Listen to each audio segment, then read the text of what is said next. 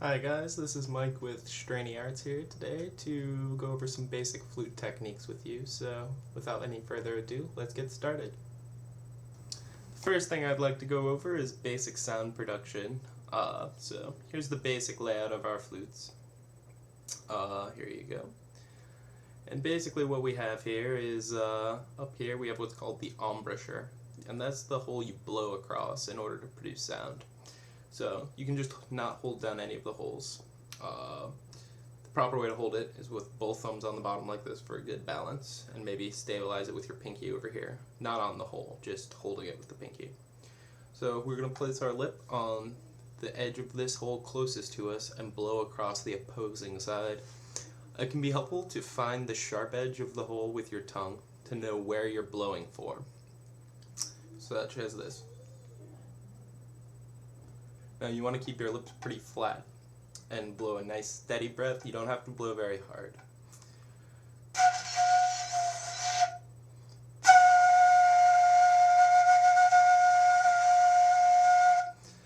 Alright, so that's the basics behind sound production. It's not very complicated, just a nice steady breath into that hole. It can be a little tricky at first to find what angle to hold the flute at. You're going to want to rotate it around and definitely find where to blow right across that sharp edge for the best sound. Next, I would like to go over producing different notes. So holding the flute properly with our thumbs underneath and balancing it with our pinky, we're going to put our mouth in position, and then by lifting one finger at a time from farthest away to closest, see, we will play the major scale. This flute's in the key of G major.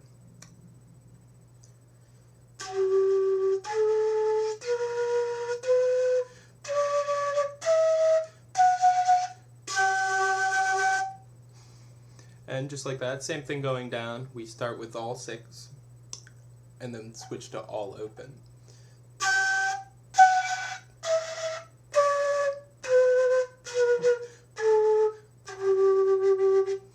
You're going to notice that as you get lower, you need to blow less hard, and that can be a little tricky at first. And not conversely, you need to blow harder as you go higher in pitch. So, just something to keep in mind. Next, I would like to demonstrate that you can change notes while holding the same keying position just by changing how hard you blow. At first, you'll change by what's called an octave, so it's the same note. This is the low G, and then by blowing harder, we can play a high G.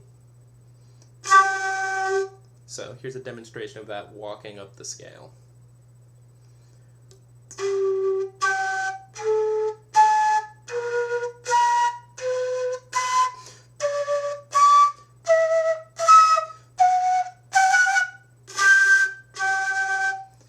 Right. Now, you definitely need a lot more air to play those higher notes. And it can definitely take a little practice. So that's a basic beginner on octaves, and hopefully that's getting you started with how to produce sound, change notes, and play into those higher ranges. In this segment, I'd like to go over a technique known as half-holing. As I mentioned in an earlier segment, this flute is in the key of G, which means that the notes are G, A, B, C, D, E, F sharp, and then G.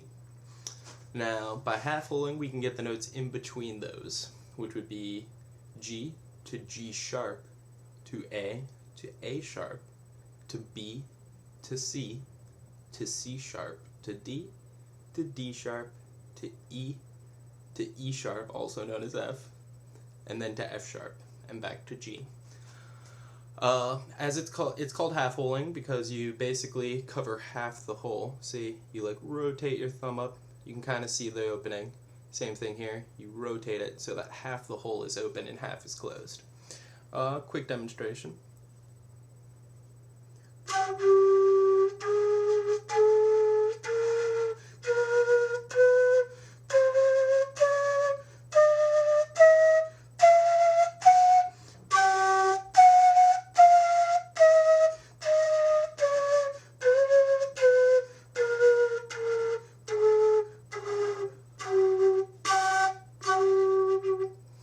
So using this technique, you can play a full chromatic scale on a diatonic flute like this, which is kind of neat and can add some more color to your melodies.